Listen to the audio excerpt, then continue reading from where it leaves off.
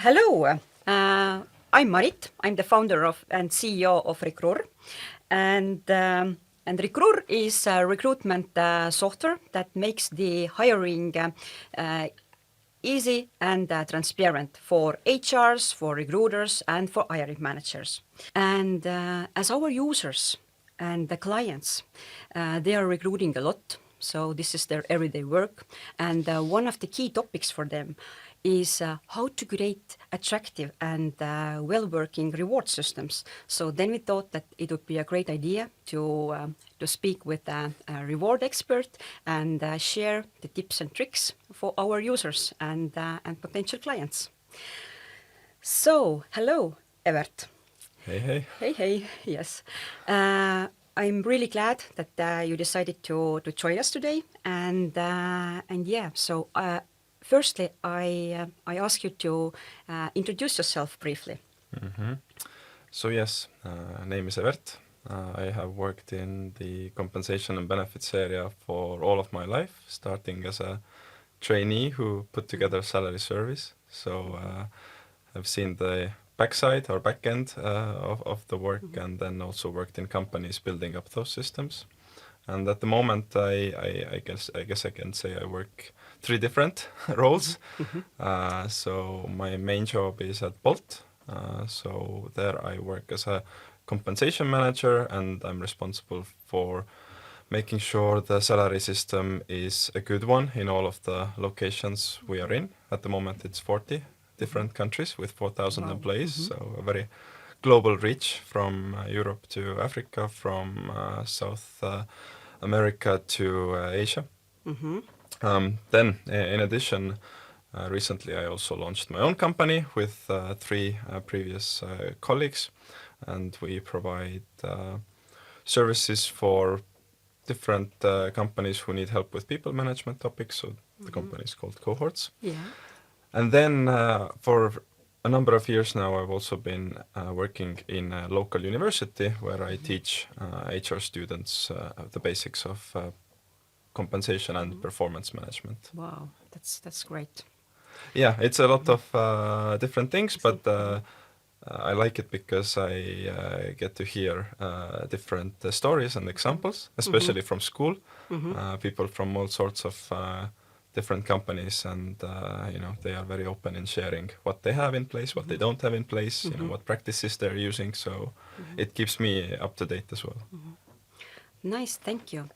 So our listeners are from the Baltic states mostly, and yes, based on that, so what is your personal opinion? So how well are the companies managed to create attractive compensation systems and reward systems? What is the general level in the Baltic states? I think the general level is quite okay. I mean, we have to consider like most of the companies in our region are, rather small on a global level. So you always have to be very precise in what you offer. You can't offer everything that you wish or that, some global corporations can offer. So you always have to do some compromises here and there.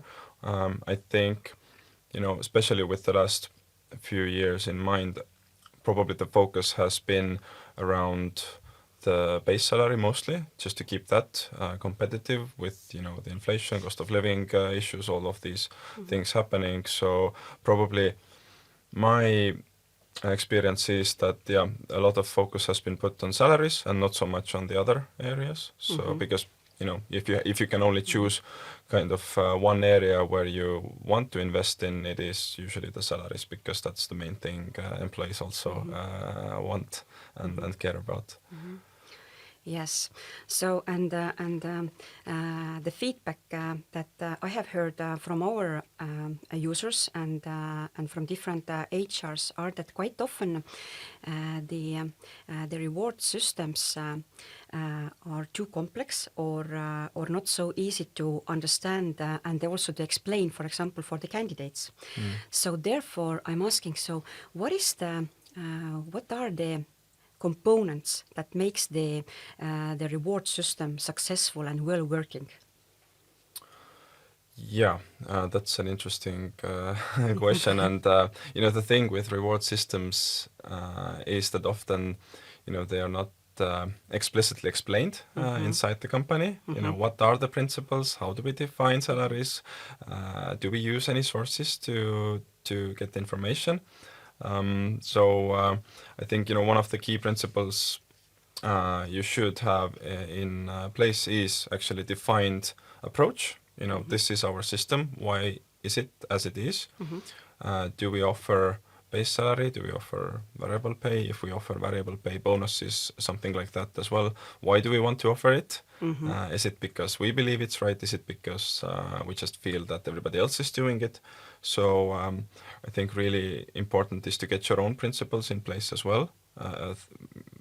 Firstly, and then I think what we will see in the next few years as well is becoming really transparent about it, explaining to your employees and then candidates as well why we have such a system in place, why do we offer these types of pay types. For example, some companies also offer retirement or pension payments to employees' funds, so why do you offer it?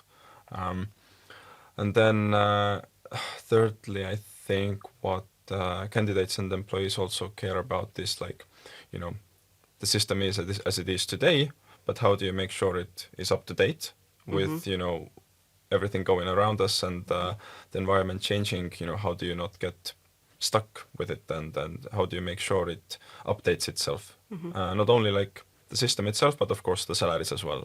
I come in with a certain salary. What's the 3 years, next 3 years gonna look like for me? Will I get annual increases? Are they guaranteed? If not, then how do you base those decisions on? Is it performance? Is it market adjustments? There are so many things that you can bring in to explain this process around it. Okay, but coming back to the transparency part, so I also I know that some EU regulations are already took in place. I think it in Latvia and Lithuania. So and it's and quite soon it's also here in Estonia. So how do you see, how does it affect Yes, the yes. reward systems? So actually exactly 1 year ago, in April 23, the European Commission approved a directive, which is, I think, called European Pay Transparency Directive. The focus or the main goal of this is to actually reduce gender pay gap. So one way to reduce it is to make information publicly available, so we wouldn't be in a situation where men earn more because they ask for more and women earn less because they don't know how much they could ask. Latvia and Lithuania actually did it on their own some years ago. They locally decided that if you want to recruit, you have to also tell the candidate what the salary range should be. So in Latvia, Lithuania, I think all job ads come with a salary. In Estonia, we don't have that. The directive actually doesn't say that you have to put it in the job ad. What it says is if you want to invite somebody to an interview, then before the interview you have to let them know what the salary is. So you could do it through an email or through a phone call, but I think a lot of companies will take which I think is a more sensible route by putting it in the job ad, because already now we see more and more companies doing it, and I think your statistics and what you see from your side also prove that. Yes. So yes, I just wanted to comment that actually yes, we also compared the data. So this year and with the previous year, and we also see that the trend is that more companies, they are showing out the salary on the job advertisements, and I see that this is growing trend. Yeah, and I think it makes sense as well, and especially in the long term, we already have now in Estonia many companies who do it, and in the future we will have more. And if you think of that in that perspective, that if there are a few companies who decide not to do it, then they will be really outliers. And I think candidates will look at it suspiciously and think, why are they not showing it? Do they have something to hide? And I think these types of pressures that are coming from other companies and the market in general probably will end up, we will end up with a system where I think most companies will simply just put it in the job ad and make it easier for themselves. Okay, so you have long-term experience working with the companies and the reward systems, but what can you bring out? What are the main mistakes that the companies usually do while they are creating the reward systems and when they are also in the reshaping phase? Yeah, so I think like most companies start small, so they have some employees, few employees, and usually at this stage you don't have anything specific in place. You just have negotiations one-on-one. What is your expectation? Then you see how much I can offer, and then we find some type of compromise. And at some point, this doesn't work anymore. So I have seen some companies who have grown bigger, but still try to rely on these one-on-one negotiations, which again, like once you start having multiple managers in a company, each manager maybe has their own way of doing things, and this can easily create this type of internal unfairness that people will see. Even if you think it's one team, maybe the second other team doesn't know about it, people will talk and they will share information. So at some point, if you grow, you need to start having these specific systems in place. You need to agree what are the principles around it. How do we set salaries? Why do we increase salaries when we do not increase salaries? Because often what companies are doing is just relying on when employees will come and ask about a salary increase. But what that often then means is people will come with external offers that they have already received, and then you are in this chasing mode where you have to make sure you get to keep the person even though they already know that they are expected somewhere else as well. Yeah. Okay, but I think that now it's a good time also to jump into employees' feedback part. So yes, for example, if I were an employee, so yes, I want to give feedback, and I really want that the employer takes my feedback also as important and implements it. But there's also this line. So how much or in which I don't know in which range or in which level we should ask the feedback, because we also know that everybody wants to give the feedback, and how to use this information wisely. Yeah. I've seen some companies who actually don't want to ask about it at all. Like if they do their annual employee service, there have been managers who say let's not even ask about it, which I don't think is right. I think you should still get a sense of what the people are thinking. Of course, there are different ways how you can ask about it. So obviously people will always want more salary. I'm sure you will never have a situation where everybody is super happy. But what you can do, and what we do at Bolt, is also we ask about the fairness around it. Like, do employees feel that the compensation they receive is fair considering what they put in? Then also, since we have some specific processes in place as well, for example, each manager has to have a salary talk or salary conversation after our annual review. So we basically ask did this conversation happen, and how would you rate the quality of this conversation? So you can ask from different angles. Of course, you can also ask directly, what would you improve? And the caveat with that is always then people expect something to change. But in my opinion, it's better to ask and then to see what people are thinking, and maybe there are some good ideas in there, because I've heard funny stories at school as well. Companies that offer already quite good reward packages, really good benefits and stuff, and then they do a survey and they ask employees what they think, and funny things come up, like, for example, oh, we don't have enough showers, or, my boots could be better, or, some simple stuff that you could easily fix. Yeah. It doesn't actually cost a lot. It doesn't take a lot of effort, but things that employees will notice immediately, and what would increase their quality at work. Okay, great. But now coming to this, you mentioned that in Bolt you basically you check this fairness.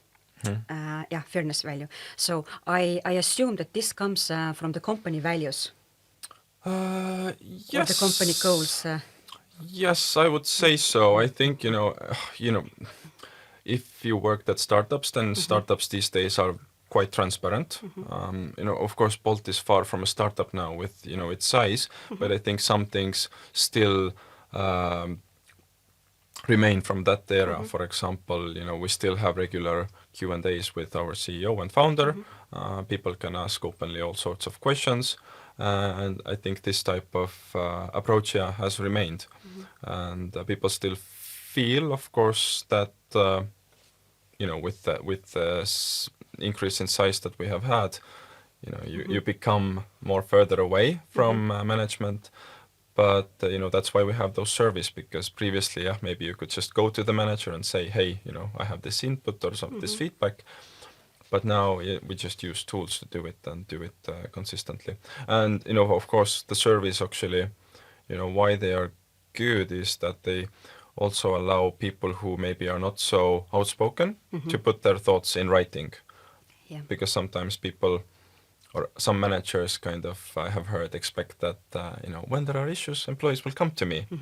But, some never do. So that's why I always, at lectures, also say that, it's the manager's job to actually schedule the one-on-ones, make sure that they happen, because this is, an outlet where employees can actually voice their opinion. Okay. But how often do you suggest to review the systems? I think, the whole system probably will not be reviewed every year. There probably has to be some type of reason why you want to change the whole system. Maybe it's expansion, maybe it's some other issue. But there are things you do every year. So you probably review salary ranges. You probably need to negotiate health insurance every year. And some small things here and there you might want to check as well. But a big review probably, I would say, like, if you do the project well, it should last for 5 years. Okay. At least. Yeah. That's my opinion. But of course it depends on the company's growth as well. So if you are a very fast growing company, then of course you might need to do it more often. But then if you are a very mature company who is very stable, then some systems last for years. Yeah. Okay. And can you also bring out maybe some metrics? So how to measure it? So basically, how we know that the system is working well for us?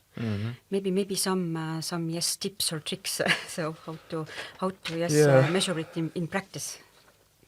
Yeah, I thought on this before the interview. So there are some indirect ones, of course. So for example, attrition or employee turnover. So basically how many people leave the company.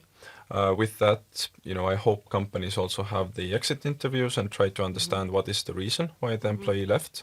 And hopefully they also catch it in some system. For example, you could have multiple categories why an employee left. Is it because of compensation? Is it because, they got a better promotion or deal from another company? And sometimes it's personal reasons. So you could really filter from there as well why people are leaving. I think then, of course, another metric could be how easy it is for you to hire. What we also track is, offer rejection rate because of compensation. So we track every offer that has been made, and if it's accepted, then great. If it's not accepted, then what is the reason why it wasn't accepted? Okay. And there it could also be multiple reasons. Salary, relocation needs, something else. And then some direct ones as well. So bigger companies usually also use different salary surveys. to understand, how their salary level compares to the competitors, so you can directly, actually calculate that, our salary levels compared to what the survey says. Are we below it, above it, and in the same line? That would give you an indication. Then, if not talking about specifically about salaries, then also like with benefits packages, what you can measure is how well people know what is offered and how much they use it. Because that's also two different things. Sometimes you see people use benefits very little because they don't know about it or they forget about it. Like I think, in some of the previous companies as well, we've had to do like annual reminders, like, this is the offer, make sure you use it. Like especially with health insurance, for example, you get it for a year. You have these limits that you can purchase services for, but then people, sometimes forget about it. And then one more interesting thing that you could measure is actually how many salary changes you make throughout the year. Okay. So, for example, we have one global review happening in February. So that's where we expect most people will get their salary increases. But then if you see that later on in the next few months you do another 100 increases, then that would give you an indication that something is maybe not so correct. And then you have to understand, of course, what's the reasons behind it. So if people constantly come with offers from other companies that are, better, then that also shows maybe you have to look into the system. And this can also be very like specific to some jobs. So it's probably not that you need to review the whole system, but maybe you have to review what you are doing in your, I don't know, data science department or, machine learning department. Sometimes certain jobs become very hot and, a lot of people or a lot of companies need it. So that usually drives the salaries up very fast. Okay. Especially like in those small countries where we are in. Yes, interesting. But how do you see what are, I don't know, maybe you can share, so what are the common, so mostly used benefits, compensations that the companies offer, and maybe there are some new trends or new new rewards, something to share with our listeners. Yeah, so I think historically it has, in our region been like base salary and maybe some bonuses. Over the last few years, at least in Estonia, we see bonuses have become less used. And I guess the issue or the reason behind it is because we have so much pressure from the market to increase salaries, so you put that into base salary and then maybe you forget about the variable pay, or you simply don't want to use it anymore because there are some companies and some industries that don't use it at all. For example, in IT companies or tech companies, I have seen bonuses used for sales sales employees where it's logical, but everybody else doesn't get a bonus. Benefit side, in Estonia at least, health insurance is something that has become much more popular in the past few years. In Latvia, Lithuania, of course, they've always had it as one of the main benefits. I think, what is an opportunity for many companies is also like free time and how much vacation they give. I think here we have some opportunities. For example, if you go and ask what employees want, they will say 4-day work week. And a lot of companies, will not manage with it. That's, I guess, what we can understand. But, there are ways how you can bring in some of it. For example, some companies have agreed that, during summer months, every second Friday is off. And then you can rotate your people, for example, as well. Like, some people take one Friday off and the other half will take another Friday off. So there will always be someone who is on call, so to say, if needed. But to give a bit more free time to employees, because my experience shows that that's also something people want, just more free time, because in our region, people really value work-life balance, and they want to get that time off at work. And I work in a technology company, and previously as well, what we also had was what we called sabbatical leave. So if you work with a company for 5 years, then you will get an additional 30 days of paid vacation on top of your regular vacation. And there are some companies who even offer more. For example, I know Wise in Estonia offers 6 weeks off, plus they will also give you a little bonus so you could book your travels and go abroad. Okay, nice to hear. So that the companies are actually now noticing or valuing, giving the employees more free time. Yeah, and I think especially like if the workload is very high, which in of course startups it tends to be, then there is a bigger risk that you burn out. And one way to I don't want to say like to recover from it, but that would help in that area is actually more free time. And of course, something else that now I remember has become more popular is psychological support as well. Okay. So in my previous company, immediately actually after the war in Ukraine started, we implemented a platform where employees could go see a psychologist or a counselor. So we wouldn't see who uses it, but we saw that roughly 1/4 of the employees actually tried it, and some of them used it regularly. And of course, it's not something every employee will use. Some small portion will be the one who is truly using it. But the good thing with that was that everybody who used it said it was really good for them, and they rated it like 5 out of 5. Okay, that's good. Yes, I just wanted to ask about it. Yeah, it's yeah.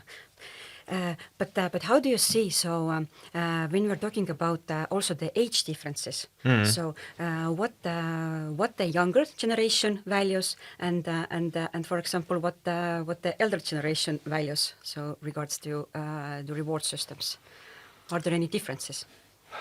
Yeah, it's a good question. I think I don't know, like if you can simply say that it's a difference within age groups. I think some people simply have different personalities and they expect different things. What we see and what I have heard as well is that as we all age, and typically here our workforce is aging, all health-related topics become more important. So that's, I think, why this health insurance is something that companies should really look into, and make sure that they get like good packages from the insurance companies. With COVID, I think job stability is something that many people started to appreciate again.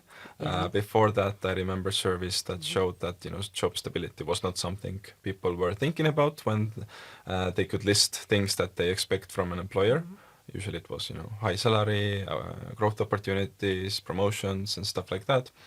And now job stability is something that people appreciate again because they saw that jobs can also not exist at some point. Yeah. And now again, I think we are in this economic situation where a number of companies have to lay off people to make sure the company remains.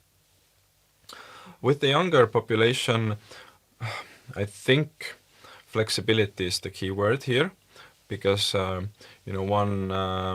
was at one event where one participant said something that I hadn't even thought about, and what she said was that her daughter had never worked in an office-based environment because when she entered the job market, it was in 2020. Yeah. So they've never been in this old school environment where you have to go to the office every day. And now, unfortunately, in my opinion, we see more and more companies going back that, let's now work in the office again, better collaboration, da da da da. And I think that's really something that certain people don't appreciate, and they would rather have that flexibility in where they work and how they work, and also like time-wise as well. I think, of course, we can't generalize for everybody because in production, manufacturing, customer service, all these areas, you can't do remote work. But, in the areas where you can, I would ask, companies really think, why they wouldn't allow it, at least to a certain extent. Yeah. Yes, talking about this remote and hybrid work, so are there also any differences in rewarding, or should the companies also make a difference when if the person works from the office or from on site, from outside? Yeah, here are also some different ways you can solve it. Usually what companies try to do is when they recruit someone remotely or allow some people to work remotely from another country, then they determine the pay according to that location. So if I find a candidate from Spain, then I will probably offer them the local salary, or if I find somebody from Albania, then I would also offer them the local salary, even though the numbers might be completely different. That's, the standard approach. But then there are some companies who now are letting go of this and understand that, if I want to hire somebody who has the skills, then why should I pay them less simply because they come from, an Eastern European country, which, typically in Europe has lower salaries. So there are companies who have let go of this geographical differentiation and offer the same or similar salary level no matter where the employees are. Of course, you have to understand what you can offer, because this can be very expensive. For example, I know one company based in Malta, they offer London salaries for everybody, which is very fancy, very good. I would also like to have that salary in Estonia, but I can imagine it's also very expensive to do that, so you can't hire that many people. And then some other companies, for example, in Estonia, we have a small little company called Toggle. They basically determine a salary that they can offer, I think, here in Estonia, and then this number becomes a global number. Of course, people from Germany, UK then probably don't apply, because that is a low number for them. But still, within our time zone, there are loads of companies with, I would say, millions of candidates who find this attractive. And, this is one way to solve it. So if you are based in a specific country with, most of your employees there, then perhaps this could be the benchmark that you offer to everybody who is working remotely as well. Okay. But what are the common failures of implementing reward systems, or what are the main stoppers for the companies? So yeah, because quite often they can have the wish to do it, but still something happens. I guess you can generalize and say change management and communication are often the issues. Making changes without really explaining why do we need to make those changes. And I think, again, with the coming pay transparency and, with the change in some mindsets, hopefully, we will see managers understanding that you really should be open about why you make certain changes. I think in some cases also we have things that we offer just because we used to do them historically. I know I still hear there are many companies who offer Christmas bonuses, for example, and then I always ask is it really a Christmas bonus? Yeah.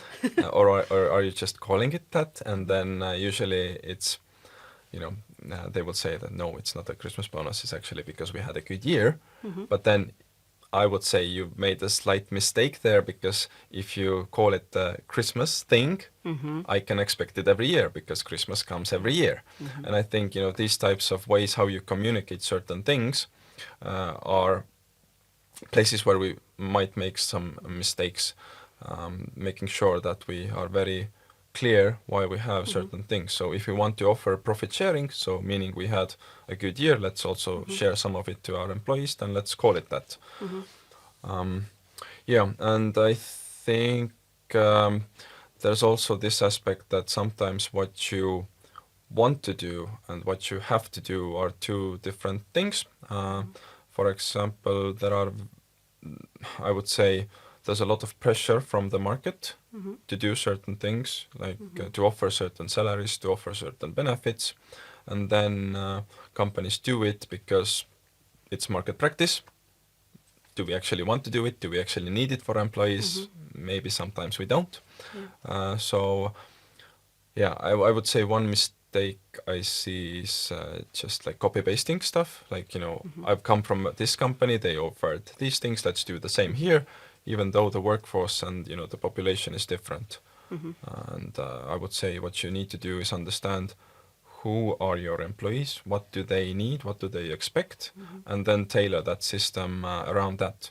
Because every company has, their own set of personalities and candidate profiles that they require.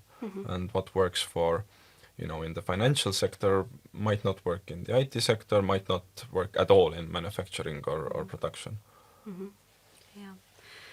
So, but now if the company is in the stage where they are ready to look over the current system and make some changes, so what are maybe the practical advice or the tips where to start? Mm.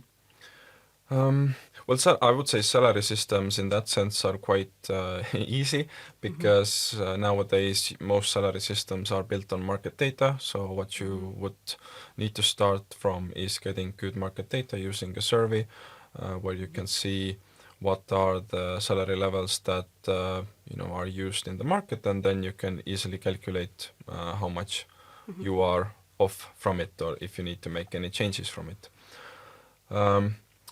Then regarding like benefits, I would say again, start by understanding what do you have, how much it is used, and if there is something that actually people expect to have, ask from employees, maybe do some focus groups if needed. And then of course there is one big limitation, which is budget and how much you can offer, because then at some point you might have to decide like whether I just increase somebody's salary or do I put it into the benefits budget. And what we now see, and what has been a trend for some years, it's unfortunately not so easy to implement in Estonia and Latvia and Lithuania, is flexible benefits. So basically personalize that system to the employees. So for example, if I'm a candidate and I join the company, then you would give me a list of choices. I would like or you give me an option that, here are 10 benefits, you can choose 5 from them. Okay. To make these types of personalized packages, because then people can choose what they truly value, and they feel like they are getting something that is useful for them. Because previously, like, benefit system have been built in a way that, it's the same for all. But some people want to have more free time, some people maybe appreciate a bit more money. So I've heard some examples, for example, like one company giving a choice between an employee getting 3 additional days off annually, or they can instead choose to put a certain amount of money into a pension fund. Okay. So you can choose whether you want money or whether you want free time. Okay. It's a way to kind of stretch that budget, that you don't give everybody something, but people can get what they truly value. Okay, but there might be also risk that that the administrative Yeah. work goes maybe too Yeah. high. How to manage this part? Yeah, that's why I said, like, I think the reason they are not popular in our region is because we don't have any platforms that would support. For example, in UK, in US, there are those services available where you can onboard your employees. You say, like, you as an employee will get, let's say, 100 points, and then for that 100 points you can purchase, so to say, benefits for yourself, how you choose. So there are these types of things available around the world. I guess we are just too small to have those available here. But I know some companies have done it internally as well. Yes, it is an administrational burden, but I think that the value of it, I would like to at least believe, outweighs the administration. Okay. So it means that for the software providers, so it's a good new challenge to solve. Exactly. Like, yeah, here, in Estonia, Latvia, Lithuania, we are used to certain things. For example, like when you get a health insurance, you get one package, same for all. I used to work in a US company as well, and then their employees would also get a choice. What do they want in the health insurance? And in our case, I think because we also used an external provider, they could choose from, I don't know, maybe 10 different packages that all differed slightly, but you could choose what is important for you. And I think, probably this is where we are going anyway. I'm just hoping that somebody will make the administration slightly easier for all of us. Okay. But and now to conclude, how do you see where this world is moving?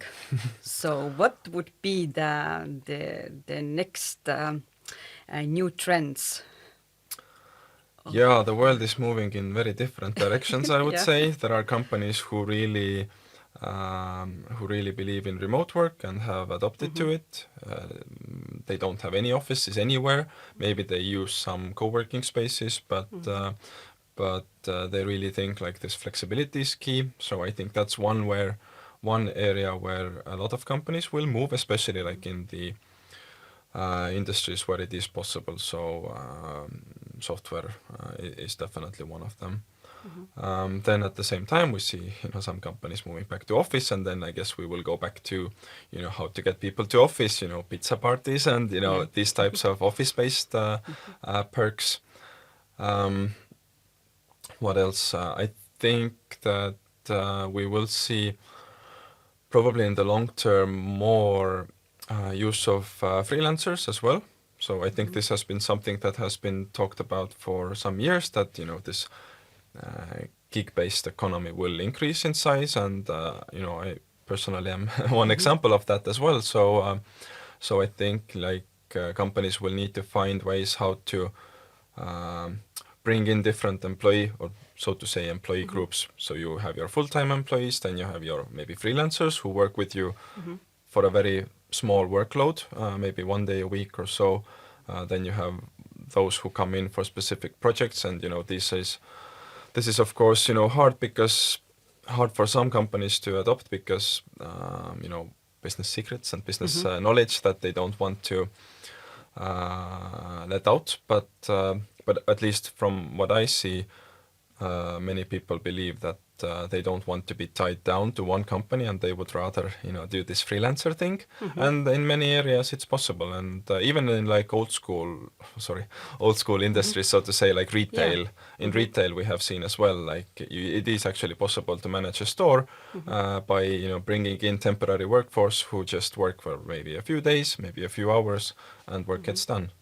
So I think that's very much the next step that we need to overcome, because in the software industry as well, I've also seen we have more and more people working as contractors. Yeah. So they're not employees, they maybe have their own company, they provide a service for you. Sometimes it's very similar to an employment.